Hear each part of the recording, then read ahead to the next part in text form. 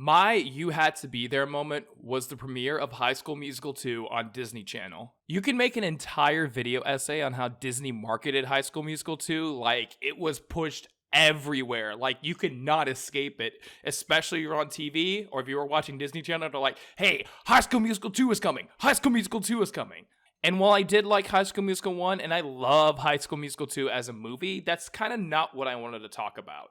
I think people tend to forget that after Disney premiered their most anticipated DCOM of all time, they premiered one of their best shows of all time. Right after High School Musical 2 premiered, they also premiered the first episode of Phineas and Ferb. And I remember around that time, it was one of the funniest things I've ever watched on Disney Channel. Not only the fact that it was a summer-themed show and had a really good basic premise that can go over and over again, I really liked how the first episode just kind of treated itself just as like any other show.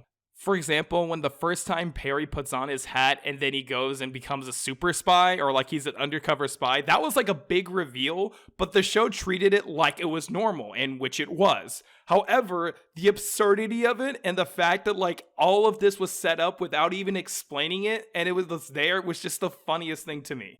And I could talk about how essentially the A and B plots of the Perry the Platypus story and Phineas and Ferb story kind of interact with each other, and it makes for some ridiculous hijinks during the episode.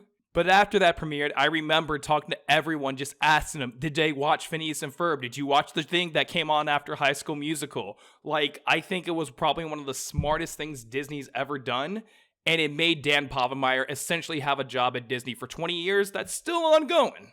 So yeah. You had to be there.